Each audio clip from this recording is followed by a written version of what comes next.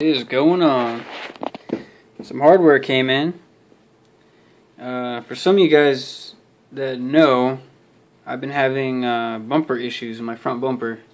Not really huge, crazy issues or anything, but still, it's enough to really bug me. So I was actually talking to my friend about it, and he had some hardware on his bumper, some quick release fasteners that help with his bumper issues. So I jumped right on it, and I actually bought a set of these. Password JDM quick release. It was like less than $40 or something. It's not bad, but it's basically, you know, two little pieces of, I think, anodized aluminum, and, you know, washers, screws, and then the bolts on the back, and you basically install them into top and bottom, your bumper, and then your actual car, and you rubber band it together. And you know, the only real cons about that, two that I can tell, you know, one is that it's protruding from your car, so it's not flush. But, you know, to me, I think it would be cool. Especially, I bought them in red, so red, and then my blue car, you know, clearly I want them to stand out. And then the second thing would be the rubber band. I guess sometimes they tend to get dry or brittle, you know, with the cold and everything, and then they snap. But replacements are like $5 or something, I think. So, again, not bad. Though, you know, who wants to spend $5 every so often? I don't. But, so I had those on the way, actually right now. And then, I spoke to a YouTuber. Actually commented on my channel because I put up a vid of my bumper issue. And I had mentioned I was going to get those, and he commented, JDM Commute. Assuming that's how you pronounce it, Commute. And he told me, why not get these fasteners called DZUS, DZUS. So I YouTubed it, because I'm always on YouTube, right? Right there. And what do you know? Somebody installing them on a Subaru, no less. So I thought that was pretty sweet. Yeah. And if you guys want, man, check out this video. So Alex Oda, how to install DZUS clips on a Subaru. It's pretty cool. So this is actually, it's paused right now, obviously. This is him about to rivet the hardware onto his actual bumper. He had already drilled a hole in it and everything. So, you know, it's a DIY, but it's kind of a major one. You're drilling holes through your bumper. So there's really no going back. But yeah, here's some of the stuff. So yeah, over here. And this is where I actually got it. I'm assuming Brike. I was gonna say Burke, but I think Brike. Okay, so bag of rivets, 1/8 rivets. And then here's rivet washers. So you can use these like on the back of your bumper. Like, you slide it through the back of the rivet, and then you rivet it, and it'll hold up against the back side of the inside of your bumper. Yeah, and then yeah, so bought that separate, bought this separate, bought this separate. These are actually one of the mounting brackets. So you can, you know, you have your actual car, and then you have like the little trim piece that the bumper goes into. You can put this underneath it, and then the plunger will line up with this, and then the plunger part will be on the actual bumper itself. So this would be like behind. And you might be wondering, like, what the heck does it hook to, because there's nothing there, right? So where these springs come in. So if you watch the install video, you know that you don't want to put the springs on first, because you want to be able to drill through with the universal bit tool through this to line up with the plunger so that the hole lines up. Then you rivet these springs on like this. You can either go that way, well, you can only go one way, but you have different sizes, so different hole slots. So you rivet it on like that, so that it's actually going through like that. And then, so it's spring loaded, so it's pushing away, right, pushing in towards the car. And then here's the like genius of it right here. So just a flat head, so you mount that to your bumper, and then you line it up with the hole, and then it comes up and then since it has the flat part, you twist. And if my camera would focus, come on, you know you want to. Do it. Do it. Oh, I hate this thing right now. Okay. Anyways, take my word for it. It's like it's corkscrewed. So it goes in flat, and then when you turn it, it corkscrews. I really hate this Galaxy S3. Come on. Focus for me one time. Okay. So yeah, it goes down, and then you twist. And then this is spring loaded, so it's constantly having tension away. And then this one is spring loaded too, so it's constantly going away. So they're going away from each other, and that's what keeps the tension. And in my opinion, you know, my assumption is what keeps it from backing out.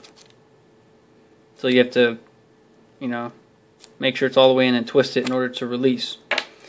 So this is pretty much what what my setup is going to be, hopefully. So like I said, you know, separate, separate, separate. I think these were separate too. And then this right here came as a set. And for some reason these always come in groups of 5. I wish it came in 6, but 5. And there's so many freaking different options for it. But I just went with the most popular that are bought together. So like the spring length, I guess how far up it is from the plate and all that. And then like how far these plunge down, because they have to be able to grab each other. On the website there's an asterisk next to each one that's most commonly grouped together or bought. So yeah, because I don't know how to read the chart on what fits what, so I'm hoping these are good.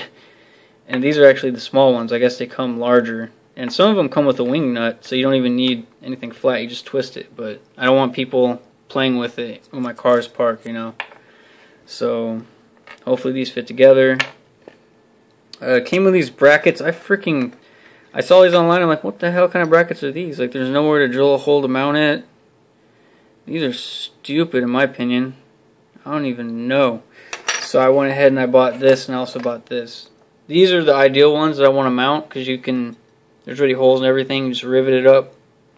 Drill some holes into like that plastic part where the bumper attaches, and put it in there. Put some washers, rivet it.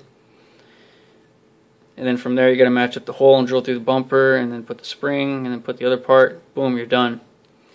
But if I cannot mount these, I got these, which I'd have to drill a hole through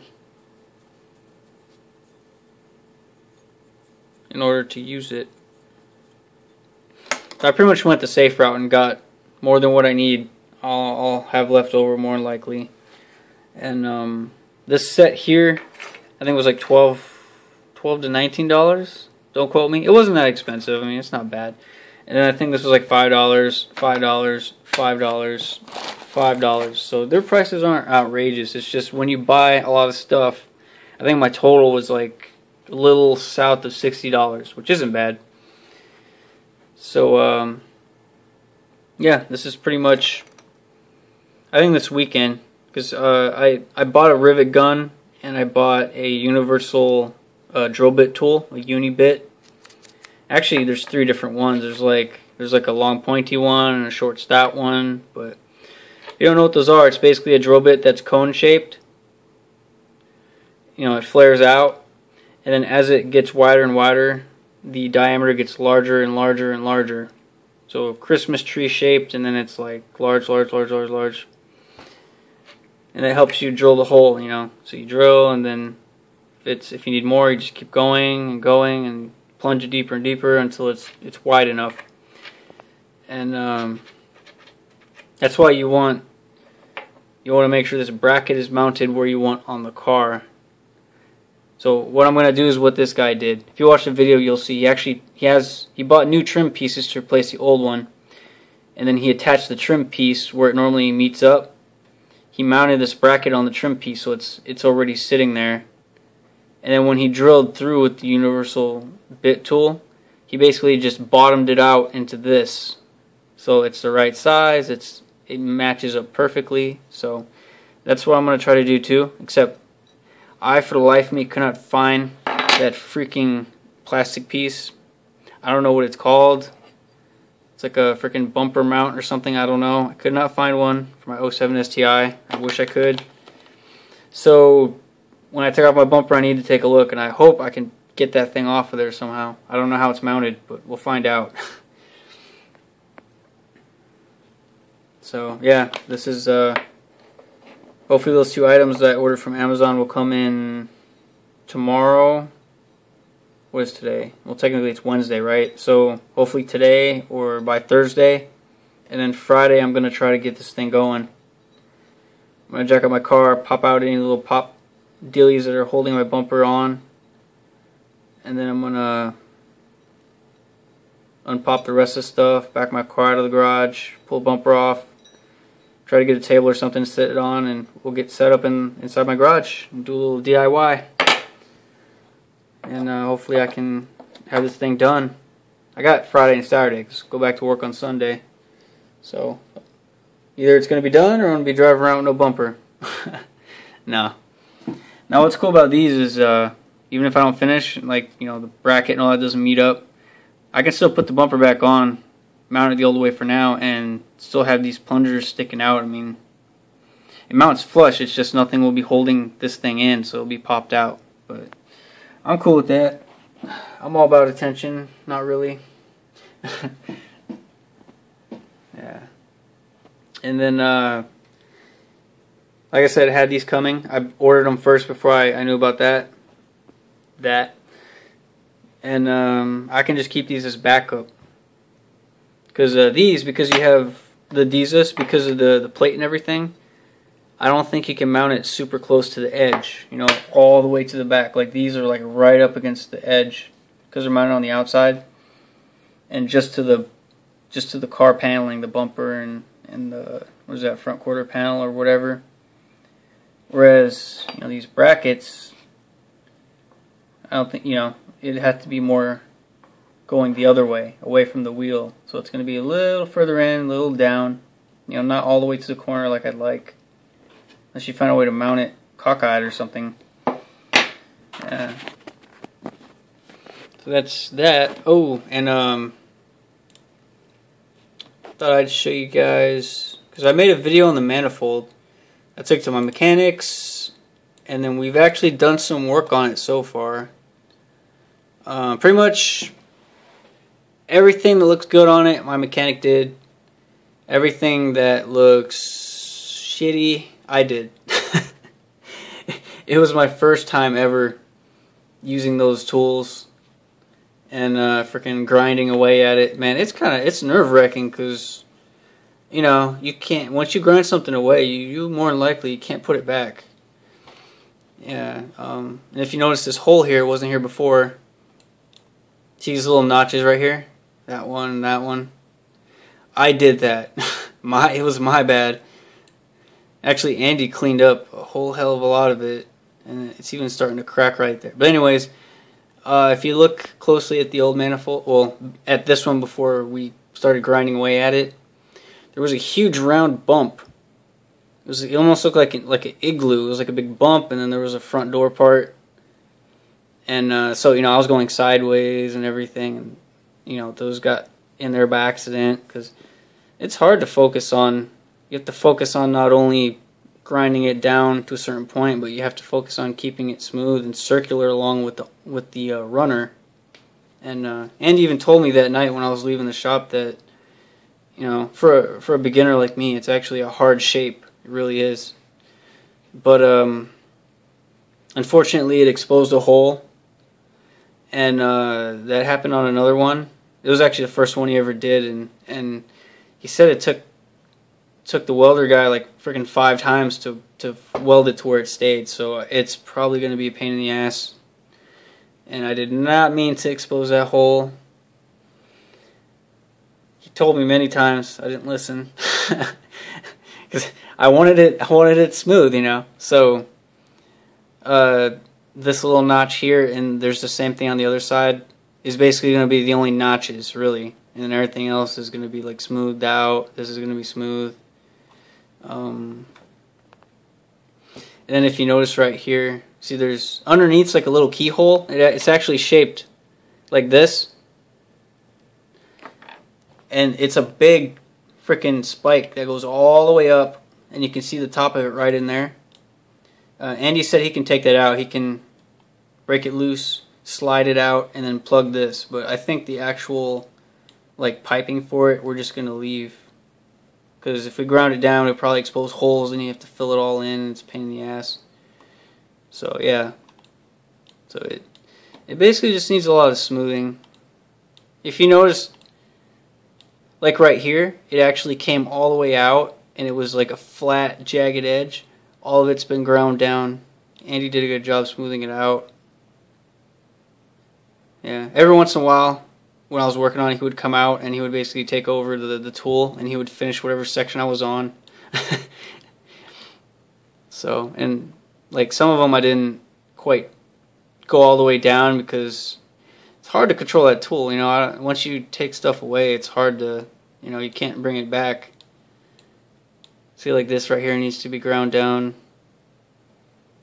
And it's so fine too, and if you go too deep, then you have to start filling it in with weld. And like this right here needs to be flush. This Andy did. He did a nice job right here. Smoothed it out pretty good. It used to go out all the way.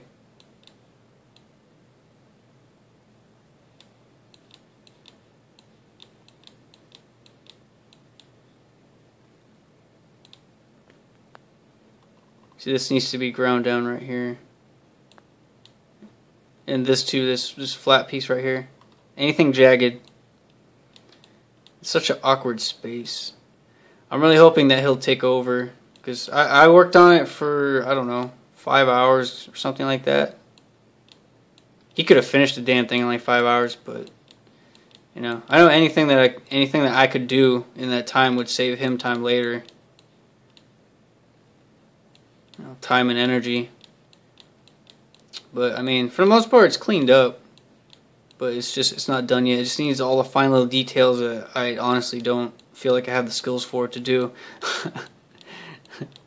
I was even surprised that he let me go at it. I mean, he set me up on a bench, gave me the tools, showed me how to use it, and then I went to town, you know.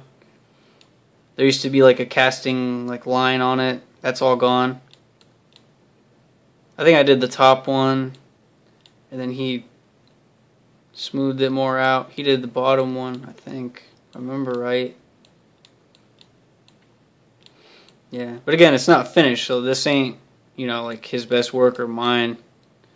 Like, not by far. Well, mine, yes, I'm a newbie, but him, I mean, if he had been the one doing it from start to finish, the thing would be perfect and done. This needs to be filled in. I don't think I did that. I don't think. It would have been more like a gouge or whatever. Like a slope. That looks like a nick or something. Maybe I did do it. Shit, I don't know. Yeah. And if you notice, if you look at the NA runners, some of them have a gap right here near the plenum. And some don't. The other one at Andy's shop doesn't, but mine does. And another guy's that had put one on his car also has a gap. So I don't know. I don't assume it does anything really, but I just noticed that it has a gap.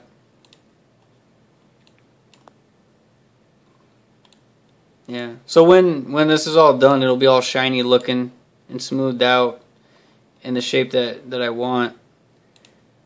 And by doing this ourselves, we'll save shit. I don't know. I think it can be upwards of like $1,000 for someone to prep it. So we're gonna do what we can. Especially, I don't want to just leave it cast looking like that. I want it to be, you know, better. But the anodizers, they anodize it the way you give it. That's why we want to give it to them nice and ready to go, all cleaned up, all welded, everything.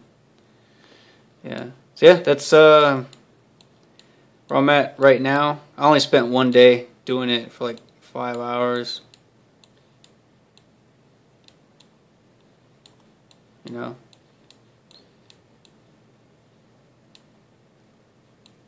Not too bad for beginner work, but still,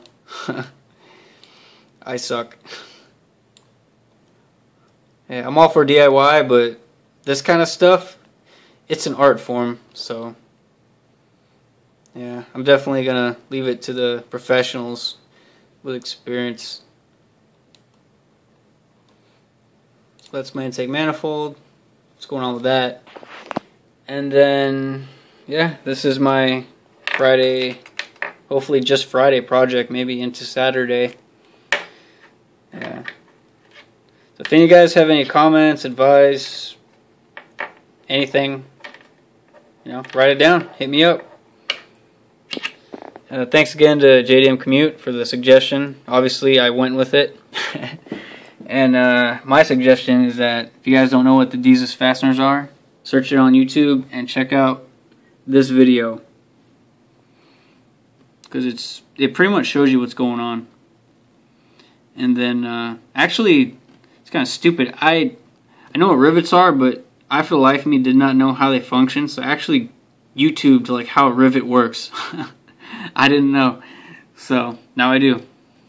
Things you learn. All right, well that's it. That's my little updates for now.